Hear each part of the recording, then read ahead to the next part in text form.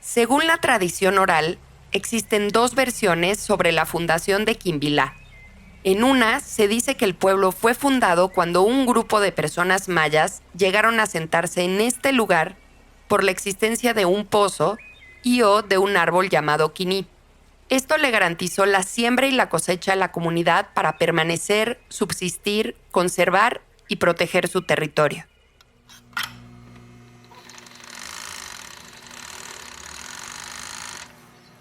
En la actualidad, Quimbilá no es tan conocido por su mito fundacional, sino por una de sus principales actividades, las prendas bordadas. Quimbilá está en Yucatán, a 45 kilómetros al este de Mérida y a 10 kilómetros al oeste de Izamal. En cada esquina, en cada calle, siempre vas a escuchar una máquina de coser sonando, ¿no? Sea la de pedal, ahorita mayormente la semi-industrial, pero siempre vas a escuchar eso hasta que se oculte el sol. Estamos escuchando a Ezer Mai Mai, antropólogo e historiador, habitante de Quimbilá. Yo me llamo Ezer Mai Mai, soy de Quimbilá, Izamal. Nací en Quimbilá, crecí en Quimbilá. Es muy difícil desapegarme de Quimbilá, por lo que he visto. Entonces siempre he procurado permanecer el mayor tiempo posible en el pueblo donde yo vivo. Y pues bueno, espero también terminar mi vida ahí en Quimbilá. Ezer tiene una maestría en historia y ahora es estudiante de doctorado también en historia. Por eso ha salido de su pueblo en diversas ocasiones, por su formación académica. Se describe a sí mismo como académico y militante maya, pero esto no siempre fue así. De hecho, él dice que antes le daba igual, que andaba en otro rollo, que no conocía de estos términos. Yo soy Sujaila Basbás y esto es Archipiélago, un podcast donde cada historia es una isla y cada isla es una posible estrategia, un curso de acción para defender los derechos y territorios en México. En este episodio conoceremos a Ezer Mai Mai, quien con su propio proceso para reconocerse maya y su tenacidad para propiciar que ese reconocimiento fuera colectivo, impulsó un proceso político de conciencia y autoidentificación como mayas entre quienes habitan Quimbilá, como pueblo originario con derechos colectivos a la libre determinación y a la autonomía en su territorio. Con él recorreremos la isla de procesos autogestivos y por las autonomías, para recordar que no existe una sola forma de entender ni de construir la autonomía de un pueblo, ni tiene por qué haberla. Cuando uno recorre los pueblos de Yucatán, ve ciertas características como muy familiares. No sé, es una cosa medio extraña porque al fin dices, pues bueno, está padre, bonito el pueblo, bonito el pueblo vecino. Es muy similar al mío, pero no hay ninguno como el mío. Pero es difícil decir qué es en realidad eso particular. En realidad es que yo creo que tiene que ver mucho con las personas, ¿no? Quimbilá funge como punto de encuentro, de comercio entre diferentes comunidades.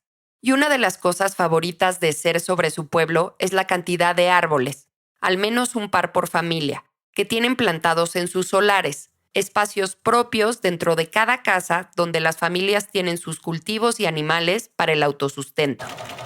En Quimbilá viven aproximadamente 4,130 personas. Y además de conservar esa forma de construir las casas, el pueblo se caracteriza por no tener barrios ni colonias. Los pobladores se conocen por los rumbos geográficos que habitan.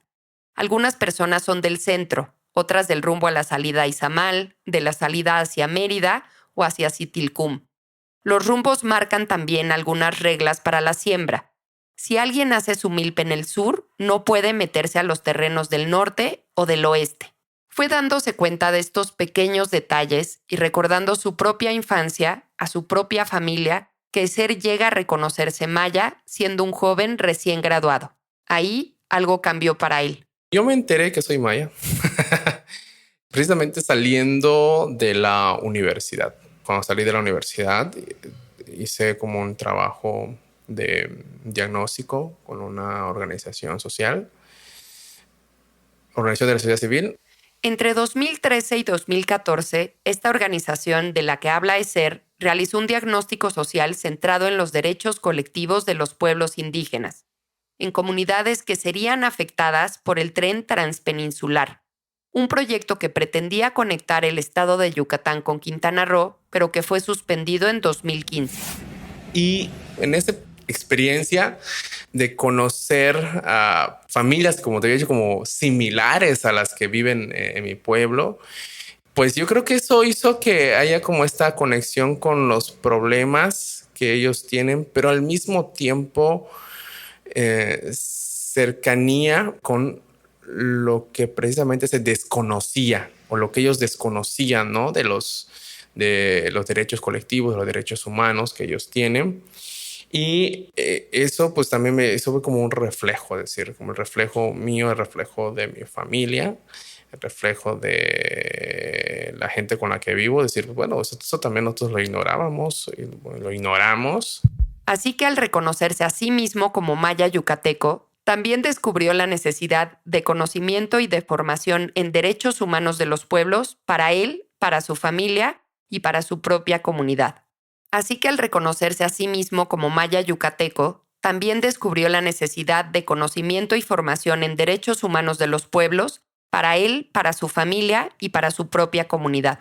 Ser maya para mí no es únicamente una cuestión de identidad, es más bien como una conciencia de una acción, en el sentido de que yo ahora me puedo identificar, sino también es una acción de búsqueda, ¿no? De diálogo con, ¿no? Al interior con mi familia y también al exterior con otras personas, pero yo creo que es como ese diálogo con los abuelos, con los papás, ¿no? A veces uno se da cuenta que incluso para ellos pues ya no es tan importante. Decir, bueno, sí, soy maya, pero pues X, no. Eso que cambia con eso que podría cambiar en mi vida, ¿no? Lo somos, lo fuimos, ahora que ¿qué pasa si no, o sea, no pasa nada si me identifico o no como maya, ¿no? Esto que dice ser tiene implicaciones profundas. Ser maya no es solo un asunto de identidad, sino de conciencia. Y es esa conciencia de la identidad indígena, en este caso maya, lo que según el convenio 169 de la OIT debe ser el criterio fundamental para determinar a quiénes aplican los derechos de los pueblos indígenas. Y ese proceso, que no solo es individual sino colectivo, es político, de asumirse como sujetas y sujetos activos con derechos colectivos. El hecho de tomar conciencia para identificarte como maya y pues bueno, luego a lo colectivo.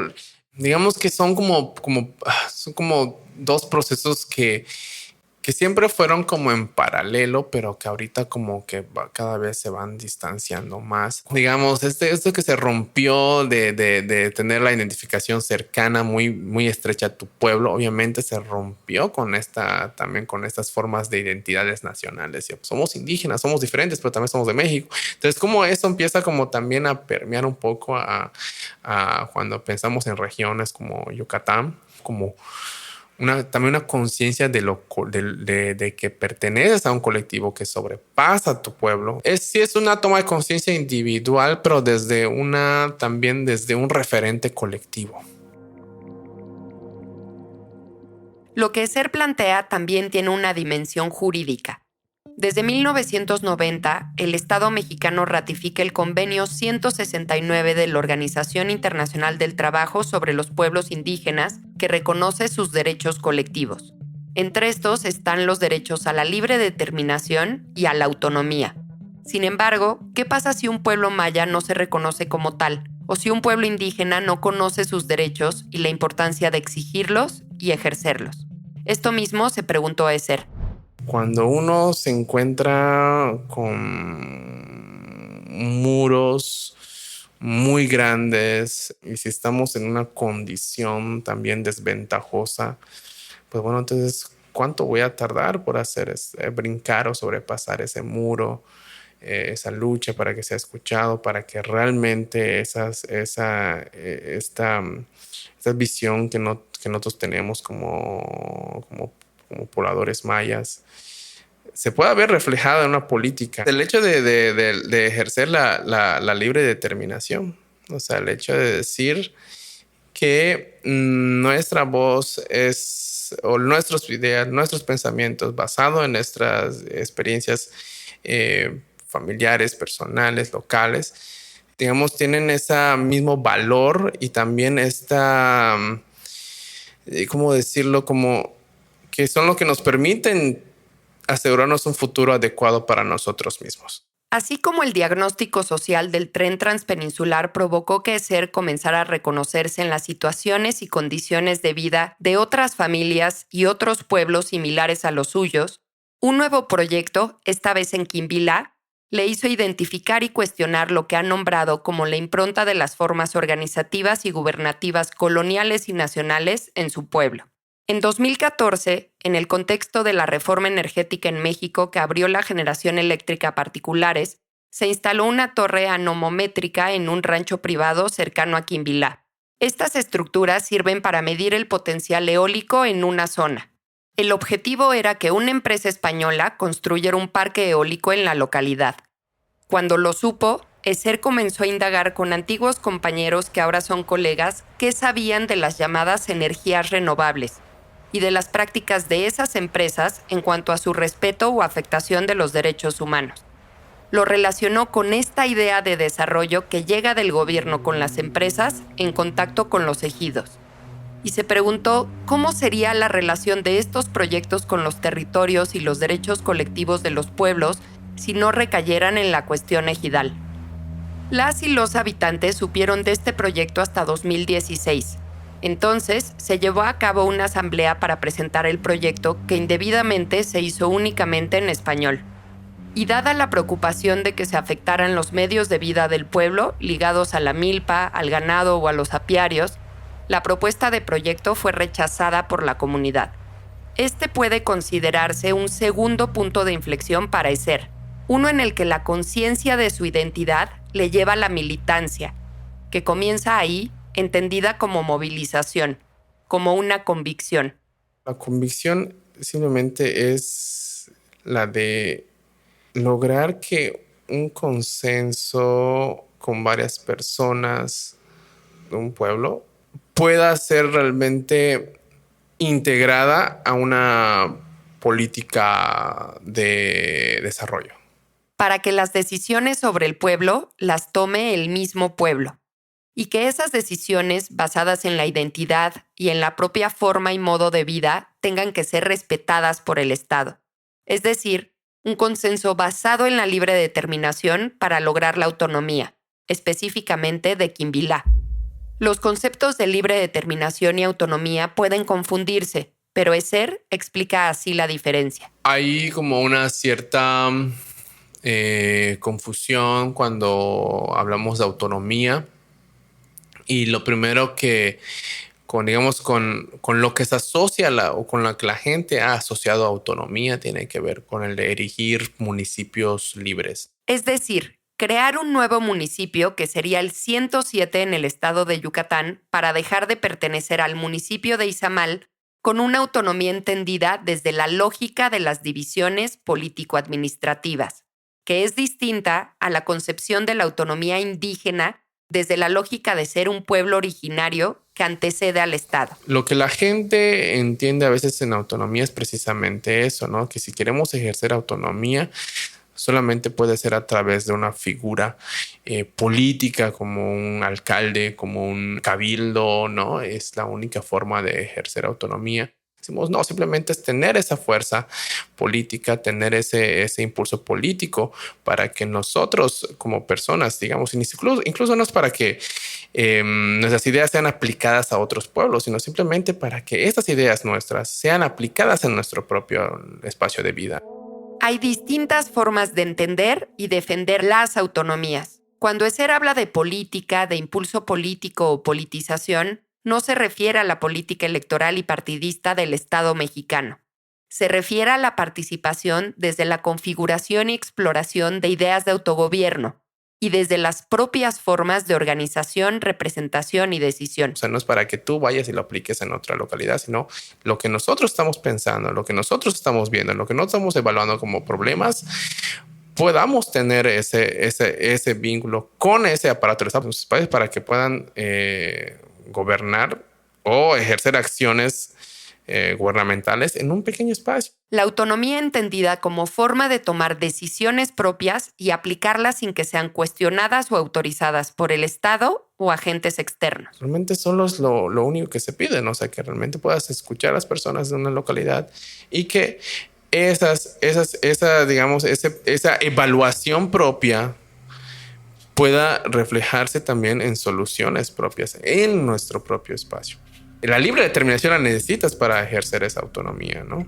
La libre determinación, lo que yo creo que sería un poco más una cuestión práctica, en el sentido de que el Estado mexicano permita y dé las condiciones necesarias y el reconocimiento necesario para que una población pueda organizarse a sí misma, organizarse en el sentido de organizarse y ellos puedan decir cómo tomar acuerdos.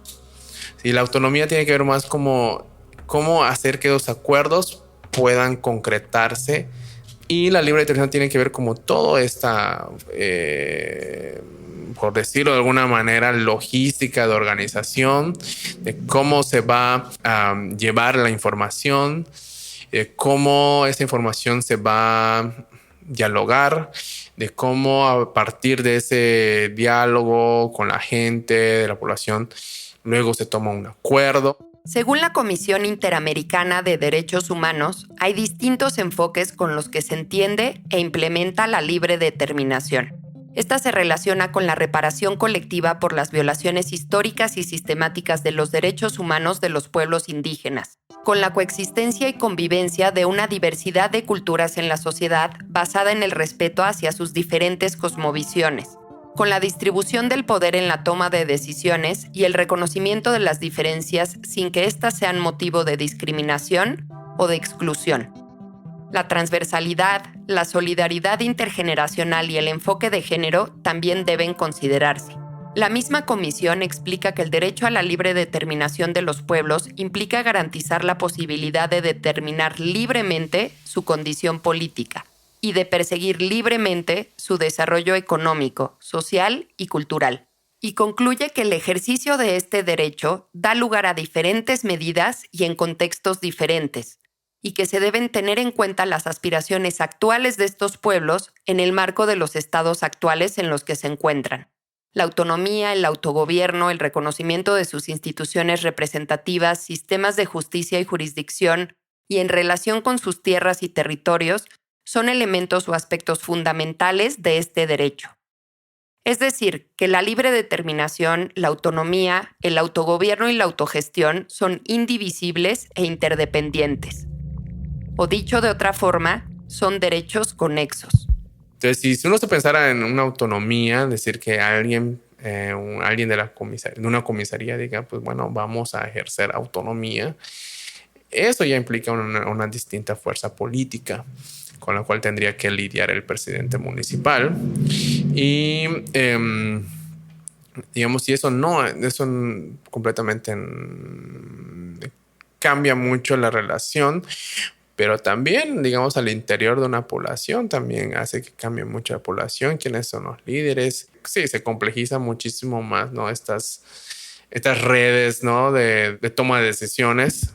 Luego de algunos años reflexionando y explorando estos temas e ideas, tanto en la academia como en su militancia, Esser sintió que era momento de actuar en la práctica, aunque no sería fácil en Quimbilá.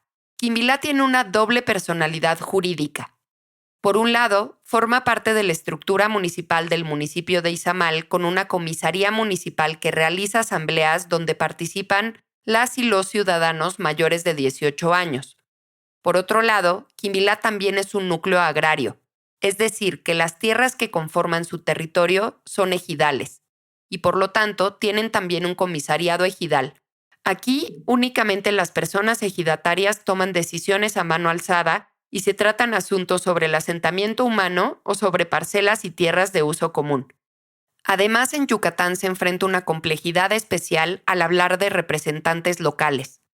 Aunque en México se reconocen las autoridades tradicionales de los pueblos indígenas y a las autoridades ejidales por separado, en territorios como Quimbilá las líneas se desdibujan y estas figuras se traslapan y entremezclan sin sustituirse, lo que tiene implicaciones para la forma de organizarse, de participar y de tomar decisiones en las comunidades.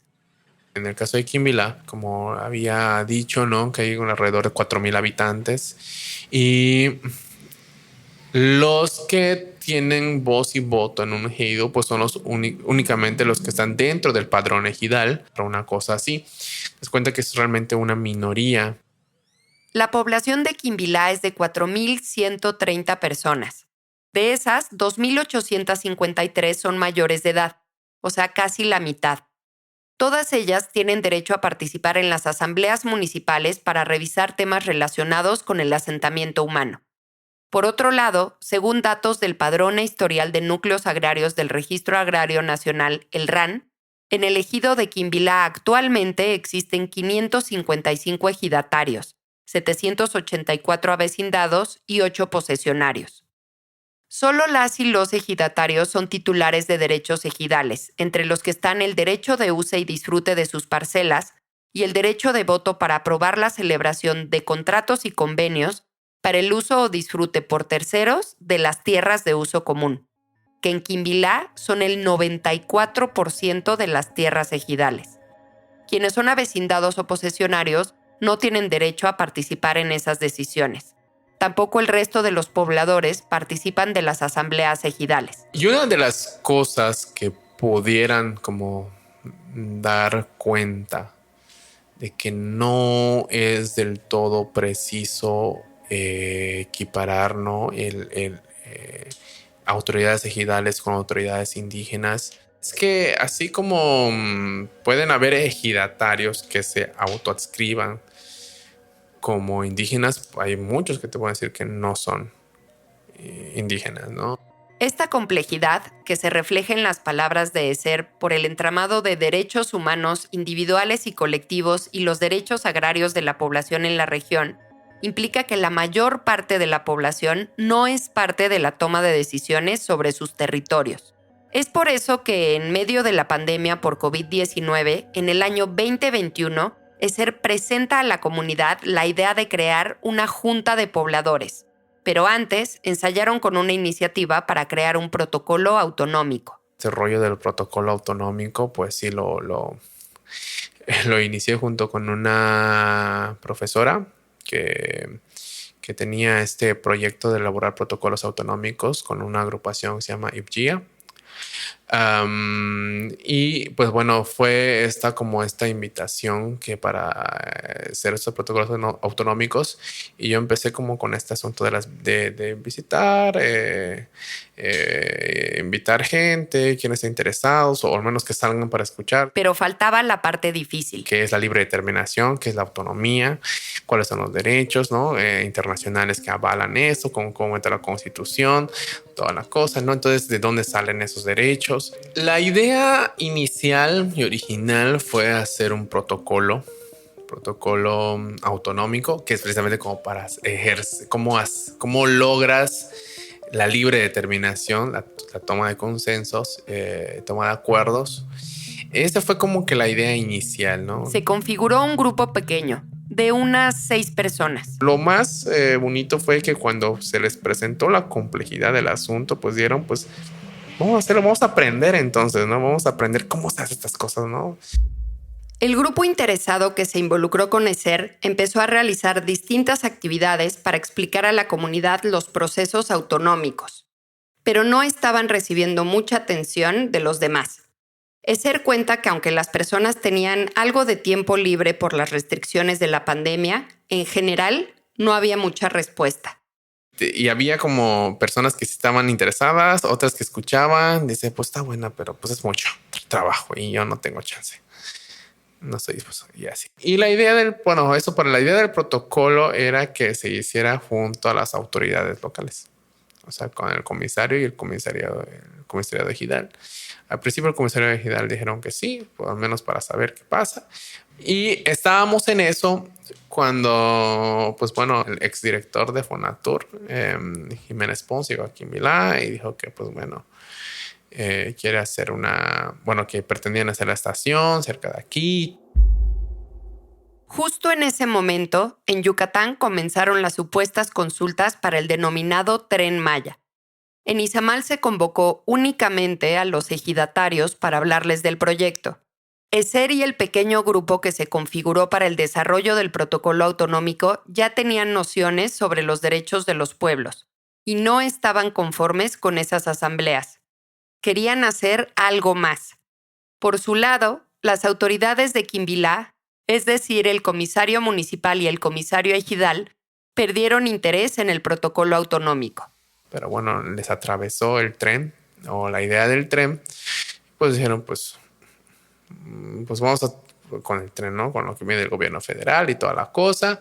Ya no estaban tan interesados. Se empiezan a hacer asambleas. Las asambleas que hizo el Fondo Nacional para el Turismo, Fonatur, no cumplieron los estándares ni las características mínimas que deben tener las consultas indígenas para respetar y garantizar los derechos colectivos de los pueblos, comenzando con que las únicas personas tomadas en cuenta para decidir eran las personas ejidatarias. Y uno dice, pues bueno, ¿qué onda con estos derechos? O sea, ¿dónde están quedando? ¿Cómo se están respetando o se están cumpliendo estos derechos? Los derechos colectivos de los pueblos mayas, específicamente el derecho a la libre determinación y autonomía, y los derechos individuales de las personas a la participación y a la información. Hasta ese punto, los esfuerzos de ESER seguían orientados al intercambio de reflexiones y saberes, pero esta situación con las asambleas cambió las cosas. Entonces, esa serie de asambleas que hubo con el Tren Maya, entonces sí fue como ver, o sea, como hablas del tema, ¿no? De los derechos colectivos, de los derechos indígenas, y luego se te presenta en tu propio pueblo como este caso, a ver cómo, bueno, ya que aprendiste la teoría, nada más o menos, ¿cómo ves que está funcionando esto ahorita? Y al momento de ver cómo los funcionarios de Fonatur hicieron esa división entre ejidatarios y no ejidatarios, hubo la confrontación.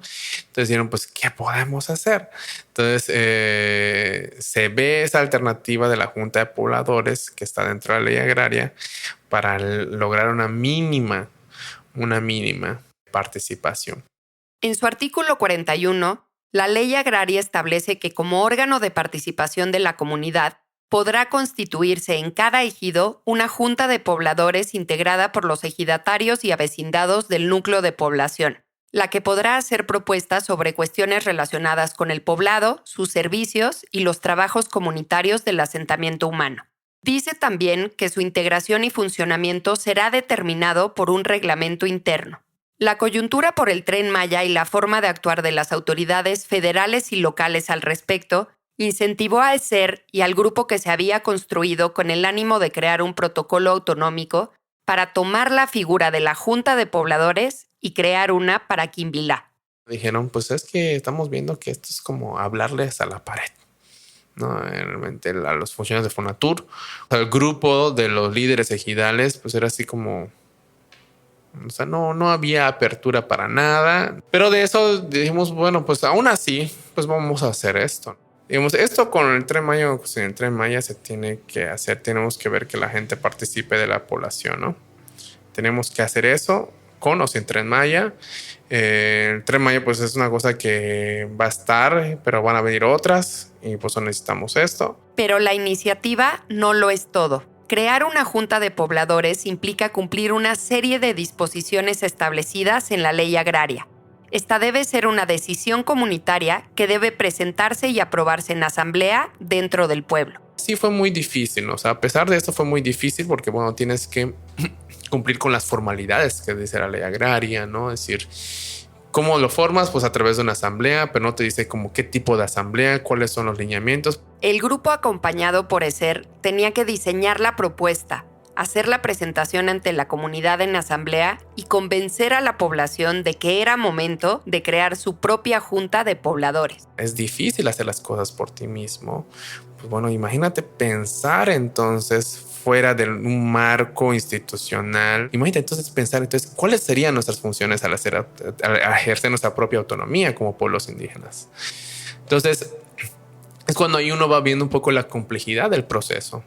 Cómo pensar esas funciones que a cada uno debería corresponder para que una autoorganización funcione. Y de eso va la autogestión, de hacerse y responderse estas preguntas con los propios recursos y voluntades. Entonces, una simple asamblea, una población te das cuenta de todo lo que necesita. Y lo más satisfactorio es que cada quien dice, pues bueno, yo puedo dar las sillas, yo puedo conseguir una tela para poner la pantalla. Entonces, ¿quién se hace cargo? ¿Quién hace la función de secretaria, ¿no? En ese momento, secretario, ¿no? ¿Quién se va a poner a hacer ahí el acta? Entonces, todo ese tipo de cosas es lo que uno se topa con hacer una asamblea. Pero yo creo que es lo que te permite dar, son como estos ensayos de autonomía, ¿no? Los ensayos de libre determinación. Además de resolver los requerimientos para hacer una asamblea, había que lograr que la población se interesara e involucrara. Idearon distintas acciones para convocar a todas, todos y todes. Sí, hicimos un voceo en lengua maya, ¿no? En lengua maya y español. Invitar qué se va a hacer, que se intenta resumirlo en un voceo. Se voceó como dos tardes.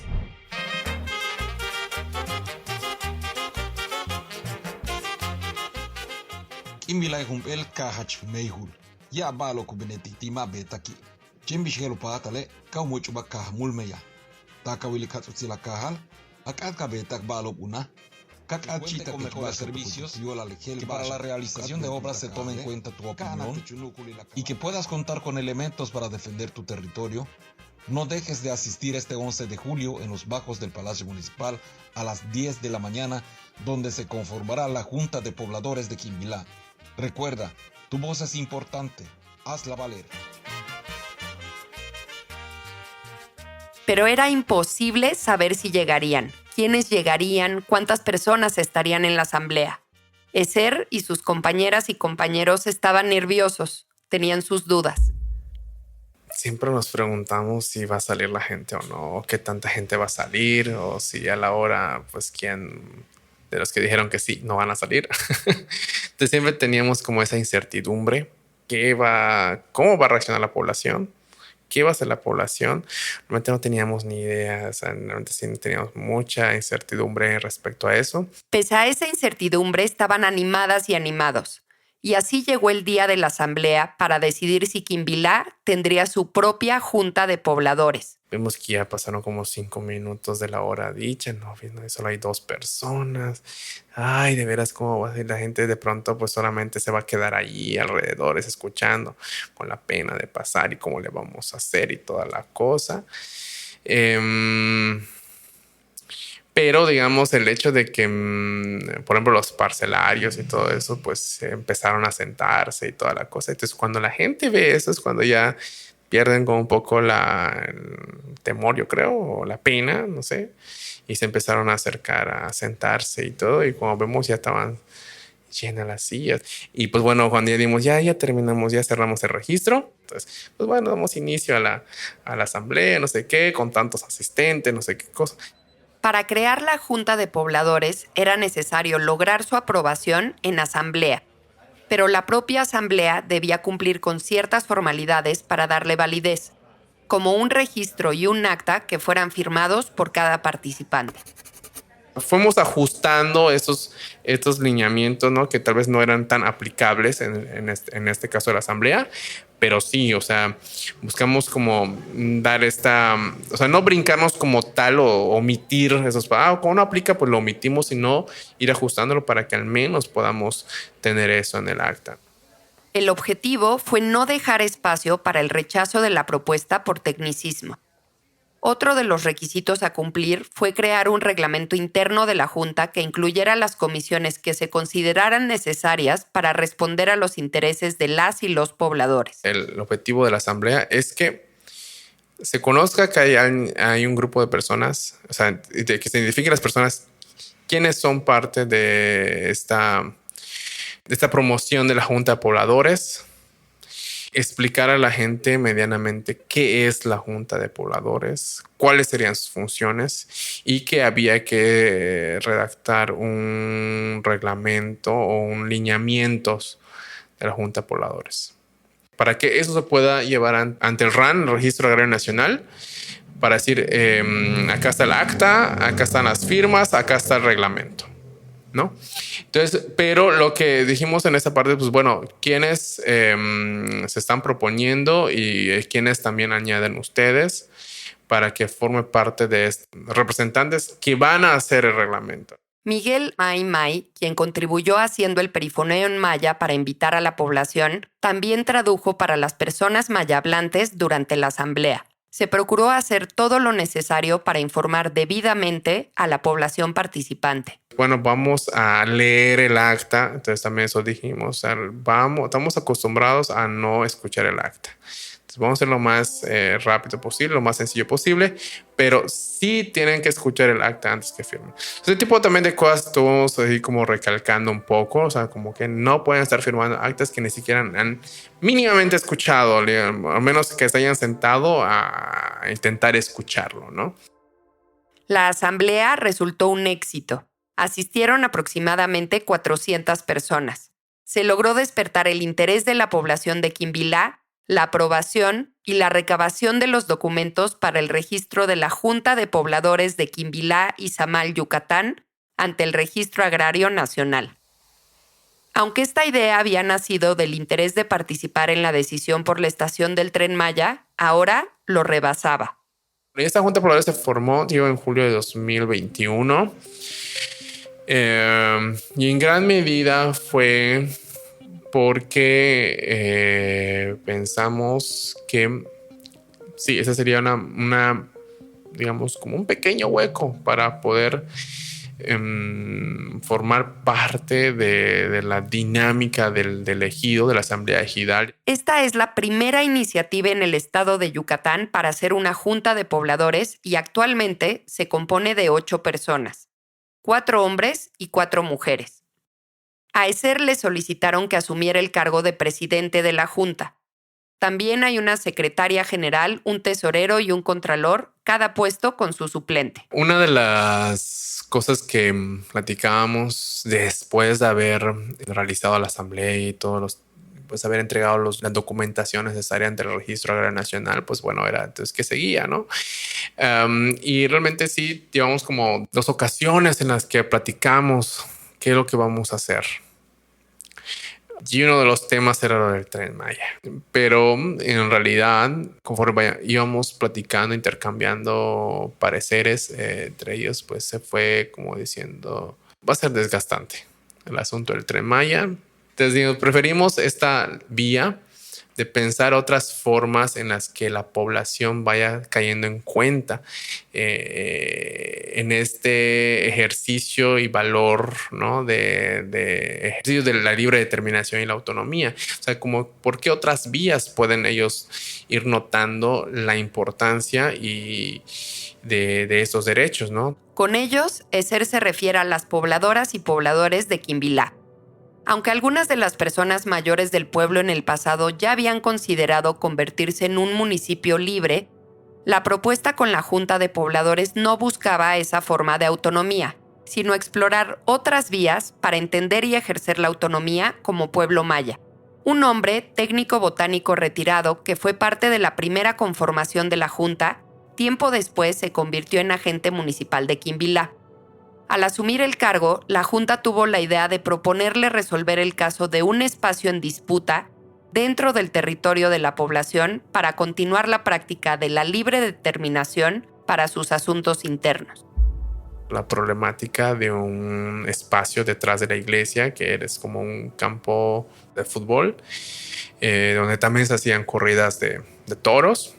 Y ese espacio, pues bueno, estaba como en disputa porque hubo un alcalde del PRI de aquí de Izamal que pues decidió hacer un mercado municipal, que también el mercado municipal había sido como solicitado por la gente, decir, queremos un mercado municipal.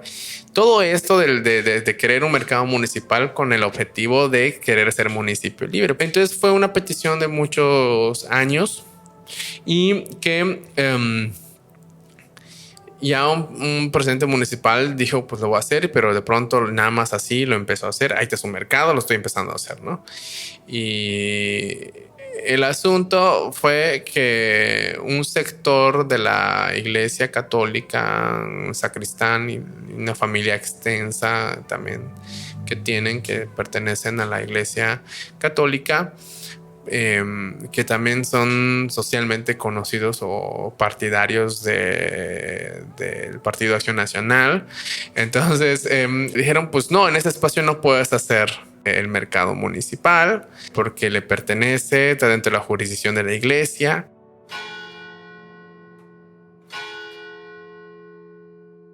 Al menos desde inicios del siglo XX, ese espacio ha estado disputado entre el gobierno municipal, instituciones del gobierno federal, el ejido, la Iglesia Católica y la población de Quimbilá. Resolver la situación de ese espacio en disputa era de interés para la población de la comunidad, pero para la Junta de Pobladores era, además, una lucha simbólica. Representaba la oportunidad de probar que la libre determinación y autonomía del pueblo maya se podía llevar a la práctica con la autogestión de su propio territorio. Hubo un proceso jurídico de amparo por parte de este grupo de personas. De parte de esas familias que defendían que el espacio pertenecía a la Iglesia Católica. Y efectivamente, pues ellos lograron demostrar, ¿no?, que ese espacio del campo históricamente le pertenece a la Iglesia Católica. El amparo pues procedió y pidieron la cancelación definitiva de la construcción y por mucho tiempo estuvo así en obra negra ese mercado en ese lugar. Entonces había mucho descontento porque pues bueno, al menos servía como para hacer corridas o para que personas en la tarde, una noche, vayan y jueguen, ¿no? Fútbol, niños, ¿no?, jóvenes. El espacio se convirtió en un lugar inutilizable y luego un grupo de la arquidiócesis decidió cerrarlo, asegurando tener su propiedad. La población nunca estuvo de acuerdo, lo consideraban un espacio propio y que la iglesia no podía quitárselos. Y cuando el comisario actual pues ya tomó posesión de la comisaría, pues fueron de las cosas que le dijeron, pues bueno, ¿qué vas a hacer con ese espacio? Y él nos platicó sobre ese problema y es que ya me dijeron sobre qué voy a hacer, qué se puede hacer en ese espacio y cómo quitárselo a la iglesia, ¿no? Y el otro dice, no, ¿qué vas a hacer? ¿No nos vas a quitar? ¿Nos vas a apoyar? ¿No? Entonces estaba ahí el conflicto. Con la disposición del comisario municipal, la Junta de Pobladores propuso esta nueva lucha para el ejercicio de la autonomía. Recuperar un espacio que históricamente había sido del pueblo maya y convertirlo en un espacio que funcionara según sus intereses, prioridades y visiones. Entonces dimos, vamos a una asamblea, vamos a decir qué es lo que vamos a hacer, que ellos estén de acuerdo quiénes lo van a hacer, que ellos estén conscientes de quiénes lo van a hacer, por cuánto tiempo lo van a hacer y qué se va a hacer y para qué se va a hacer, ¿no? Entonces eso lo platicamos, dijeron que sí está bien, se sacó un grupo de gente con la Junta de Pobladores, el comisario, para ver cuál es la situación y como unos 4 meses bueno, sacábamos como un anuncio, ¿no?, un comunicado diciendo que ya hicimos. Es decir, proponiendo, planificando y realizando la propuesta con la participación comunitaria a través de la Junta. Entonces, eso también lo comunicamos a la población. Hicimos esto en tales fechas, pedimos información a tales personas, cada quien respondió en tal fecha con esos documentos y otros no. O sea, eso también lo intentamos comunicar con la población. En sus indagaciones, la Junta de Pobladores de Quimbilá descubrió que no solamente la arquidiócesis como tal ni el ejido, sino también el Instituto Nacional de Antropología e Historia, el Instituto Nacional de Bienes de Avalúo y de Bienes Nacionales y el Registro Agrario Nacional tenían alguna documentación respecto al terreno. Eso implicó un ir y venir de integrantes de la Junta a cada una de estas instituciones para hacer investigaciones y diligencias. La cosa no estaba tan sencilla como muchas leyes encima de ese espacio. Y lo que estábamos pensando entonces como Junta, pues bueno, cómo este derecho de libre determinación y autonomía, derecho colectivo, se puede aplicar o no a esta disputa, ¿no? Cómo eso puede resolver o no el problema, o cómo puede mediar el problema, ¿no? Cómo puede al menos encontrar al menos una vía de solución, una vía de salida, ¿no? Para este problema. Después de haber recabado información, nosotros realizamos una asamblea diciendo, ya recabamos esto, hemos enviado esto a la institución federal, esto es lo que nos ha respondido, tenemos que esperar. O sea, no podemos hacer mucho, pero sí recalcamos mucho que los tiempos del gobierno federal son muy lentos, ¿no? Y que, pues bueno, realmente son cosas que no están exactamente en nuestras manos, pero nosotros estamos mostrando que estamos cumpliendo, ¿no? Uno de los objetivos como finales a mediano o largo plazo con este asunto es primero, ¿no? Como después de tener todo este panorama de la condición de este espacio, pues pedirlo, realmente usar este elemento de la libre determinación y la autonomía para al fin y al cabo decir, ¿no? Que el estatuto de ese o el estatus de ese espacio sea acorde a lo que la población de Quimbilá como población maya quiere hacer con ese espacio. La Junta no pide la propiedad del terreno, tampoco una expropiación de parte de la población maya al Estado, sino la posibilidad de usarlo como mejor le convenga. Para Quimbilá y su Junta de Pobladores, lograr este objetivo sería un paso significativo hacia la práctica de la autonomía y la autodeterminación desde la autogestión. Pues estamos ahorita todavía con los procesos de todo el trámite, con entregas de solicitudes, esperar respuestas del gobierno federal. Vemos que hay otros expedientes que hay que consultar y luego como también nosotros lo entendemos y también cómo se lo pasamos a la gente. La historia del espacio en disputa de Quimbilá todavía no tiene un final, pero el relato de la libre determinación y la autonomía de este pueblo ya tiene un inicio. Un inicio que se configuró a lo largo de diferentes procesos. Le pregunto a Ezer si la Junta de Pobladores, este proceso en Quimbilá, podría ser un ejemplo o inspiración para otras comunidades. Y aunque al inicio de nuestra plática me contaba que su pueblo es muy parecido a otros, sabe que los procesos para cada territorio son diferentes, porque vienen de sus propias experiencias, saberes y luchas. De eso va la autogestión, la libre determinación, la autonomía, de la propia observación, reconocimiento, conciencia y acción. Yo creo que menos en Yucatán, en esta inexistencia total, ¿no? de autoridades indígenas, viene a ser como una de las poquitas alternativas como para ir transitando, no para que sea esa la figura de Junta de Pobladores, sino como para ir transitando y empezar a autoorganizarse como alejándote un poco ya más de los referentes, ¿no? De lo agrario. O sea, sí estar en lo agrario, pero no tanto. Es como ir y que eso lleve a otro tipo de organización un poco más ya enfocada sí, enfocada al asunto de la libre determinación y autonomía. Por eso la militancia, porque hay una convicción que te dice, pues bueno, ya no salió, pero posiblemente salga luego y hay que seguir. La militancia de Ezer y la labor de la Junta de Pobladores de Quimbilá es una muestra de cómo se pueden impulsar procesos autogestivos desde la libre determinación y hacia la autonomía, que sean representativos, participativos y de decisión, horizontales, desde, por y para los propios sujetos políticos titulares de derechos, de los derechos colectivos de los pueblos mayas. La Junta de Pobladores es la vía que Quimbilá ha decidido usar para ensayar su autonomía, para construir sus propias instituciones, sus propios reglamentos, sus propios protocolos y las soluciones para su propio espacio. Hasta ahora han decidido hacerlo así, pero saben que esa no es la única vía para lograrlo, Por eso quise preguntarle a Esther cuál es la razón de apegarse a esta figura. Es como agotar esa opción. Porque estás hablando y te has tenido como interlocutor al mismo Estado, a la burocracia del Estado. Le es más fácil al gobierno del Estado o a las empresas que tú no conoces el lenguaje que ellos están hablando, el lenguaje formal, el lenguaje institucional, el lenguaje burocrático, que ellos sepan cuál es ese lenguaje que están hablando y tú no lo sepas y ellos te puedan decir muchas cosas, ¿no?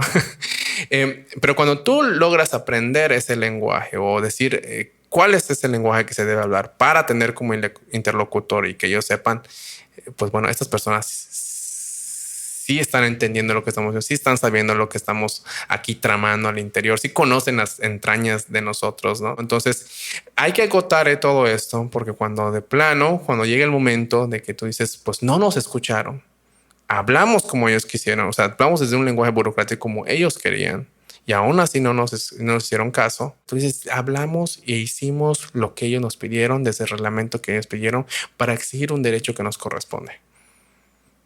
Si no hay una respuesta, ¿eso qué quiere decir? Que necesitamos tener otras vías de movilización, otras vías de exigencia.